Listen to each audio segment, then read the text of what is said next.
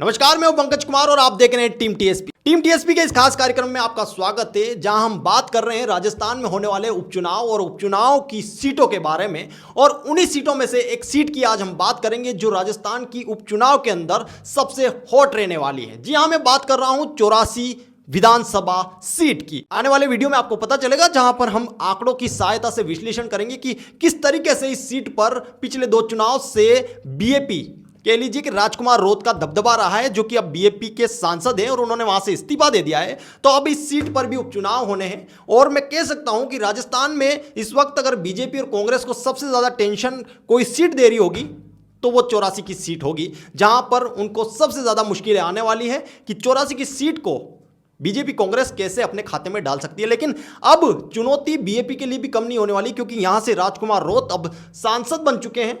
तो अब वहां से उन्होंने इस्तीफा दे दिया है, तो अब नए कैंडिडेट जो हैं बीएपी की तरफ से चुनाव लड़ेंगे। और यह भी देखना दिलचस्प होगा कि क्या राजकुमार रोत के बिना बीएपी पार्टी 84 में कोई कमाल कर पाएगी। बीएपी की तरफ से 3 नाम सामने आ चुके हैं जो कि 84 से कैंडिडेट रहने वाले हैं। अब उन तीनों में से एक का चयन होगा और वो नाम कौन से हैं वो भी मैं आपको बताऊंगा। उससे पहले हम 84 चुनाव को थोड़ा सा समझते हैं, 84 की राजनीति को थोड़ा सा समझते हैं और समझने की कोशिश करते हैं कि कौन होगा 84 विधानसभा का अगला विधायक। आंकड़ों का विश्लेषण करते हैं और आंकड़ों का विश्लेषण हम 2008 से करेंगे। 2008 के चुनाव में कौन जीता था? शंकरलाल आहारी जीते थे, जो कि कांग्रेस से हैं, और 2008 में उनको टोटल वोट मिले थे 46,023 वोट। और दूसरे नंबर पर जो रहे थे सुशील कटारा, और बहुत कम उम्र के कह लीजिए कि कैंडिडेट थे जो जीते भी थे, और सबसे कम उम्र की कैटेगरी के अंदर सुशील कटारा आते हैं। और बीजेपी से ये दूसरे नंबर पर रहे थे, 39,809 वोट इनको मिले थे। और अन्य पार्टियां जो थी उनको टोटली 22,476 वोट मिले थे। 2013 में फिर से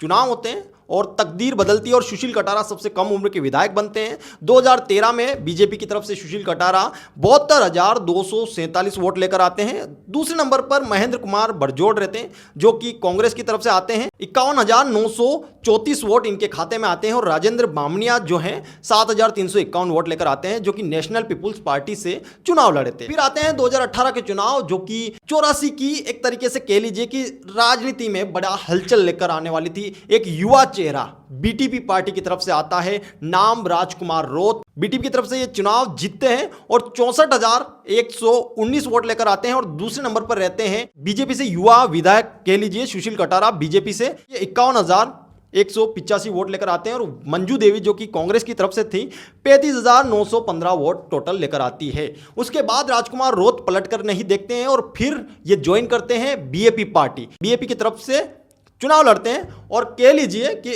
उनकी भाषा में कह लीजिए कि 2023 में वो दूसरी पार्टियों का रगड़ा निकाल देते हैं। और राजकुमार रोत बीएपी की तरफ से 1,11,150 वोट लेकर आते हैं, जो कि 84 चुनाव की सबसे बड़ी जीत 2023 में हुई थी। और बीएपी को सबसे ज़्यादा वोट उस समय मिले थे। उससे पहले कभी भी मैं बता दूं, देखिए शंकरलाल आहारी जो जीते थे वो 46,000 वोट लेकर आए थे टोटली। सुशील कटारा 2013 में जीते थे, जो कि 72,247 वोट लेकर आए थे। 2018 में राजकुमार रोत जीते थे तो भी आंकड़ा 1 लाख क्रॉस नहीं किया था, 64,119 वोट ही मिले थे। लेकिन बीएपी की तरफ से जब चुनाव लड़ा राजकुमार रोत ने तो 1 लाख क्रॉस कर गए और 1,11,150 वोट इनको मिले। और सुशील कटारा को मात्र 41,484 वोट मिले और राजकुमार रोत ने एक बड़ी जीत हासिल करी। और उसके बाद राजकुमार रोत कहीं ना कहीं राजस्थान की राजनीति में एक बड़ा नेता बन के उभरे और कहीं ना कहीं सोशल मीडिया पर भी वो छा गए। और उसके बाद राजकुमार रोत की एक अलग ही छवि हमने देखी है कि राजकुमार रोत की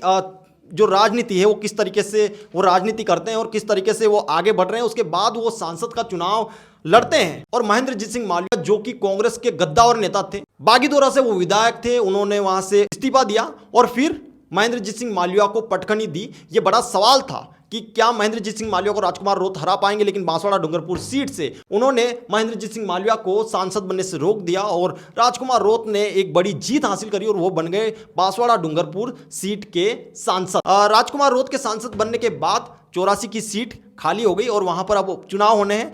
बीजेपी कांग्रेस की तरफ से अभी तक कोई भी डिक्लेरेशन नहीं हुआ है कि कौन वहां से चुनाव लड़ेगा, लेकिन हम एक अनुमान लगा सकते हैं कि वहां से कौन चुनाव लड़ेगा। देखिए, बीजेपी से सुशील कटारा चुनाव लड़ सकते हैं और कांग्रेस से जो है मंजू देवी रोत चुनाव लड़ सकती है, ऐसा हमारा अनुमान है। बाकी आगे चलकर चीज़ें बहुत चेंज हो सकती है, लेकिन बीएपी की तरफ से इन 3 चेहरों में से एक चेहरा ही चुनाव लड़ेगा, ये डिक्लेयर जरूर हो गया है। मैं बता दूं अनिल कटारा पहला नाम जो आ रहा है, 3 नाम चुने गए हैं बीएपी की तरफ से कि ये 84 में जो उपचुनाव होंगे इन तीनों में से एक को चुनाव लड़ने का मौका मिलने वाला है और उसका फैसला भी बहुत जल्द हो जाएगा। पहला नाम जो आ रहा है वो है अनिल कटारा का, दूसरा पोपट खोखरिया का नाम आ रहा है और तीसरा जो नाम आ रहा है दिनेश रोत। ये 3 नाम सामने आए हैं। अब इन तीनों के ही नाम जो जाजम व्यवस्था के थ्रू जो इनकी सिलेक्शन प्रणाली है उसमें 15 नाम आए थे और 15 नाम में से ये 3 नाम चुने गए और तीनों का ही नाम एक पेटी में किया दे। अब फैसला बहुत जल्द हो जाने वाला है कि अनिल कटारा, पोपट खोखरिया या फिर दिनेश रोत। अब बात करते हैं कि कौन जीत सकता है। क्या बीएपी जीतेगी, कांग्रेस जीतेगी या फिर बीजेपी जीतेगी? संभावना ऐसी भी जताई जा रही है कि कांग्रेस और बीएपी अलायंस कर सकती है, जो कि हमें पिछले चुनाव में देखने को मिला है। ऐसी कांग्रेस और बीएपी की जो है वो थोड़ी नज़दीकियां बढ़ चुकी हैं। और क्या बीएपी और कांग्रेस अलायंस करेगी? तो ऐसा इस चुनाव में नहीं होगा। ऐसी संभावना है कि बीएपी और कांग्रेस अलायंस नहीं करेगी और फिर आगे चलकर क्या चीज़ें होती है वो राजनीति में कुछ भी फिक्स नहीं होता है, रातों रात चीज़ें पलट जाती हैं। तो अगर मेरे अनुमान की बात करूं, क्योंकि मैंने 84 के चुनाव को बड़े नज़दीक से देखा है और मेरा ये मानना है कि 84 में कहीं ना कहीं बीएपी का दबदबा तो रहेगा, क्योंकि राजकुमार रोत भी कैंपेनिंग में रहेंगे जो कैंडिडेट रहने वाला है बीएपी की तरफ से। आपकी क्या राय है, कौन जीत सकता है 84 का चुनाव, बीएपी, बीजेपी या कांग्रेस? ज़रूर लिखिए और अपनी राय बताइए और इस विश्लेषण को और लोगों तक पहुंचाइए। और ये विश्लेषण कैसा लगा कमेंट में ज़रूर बताइए।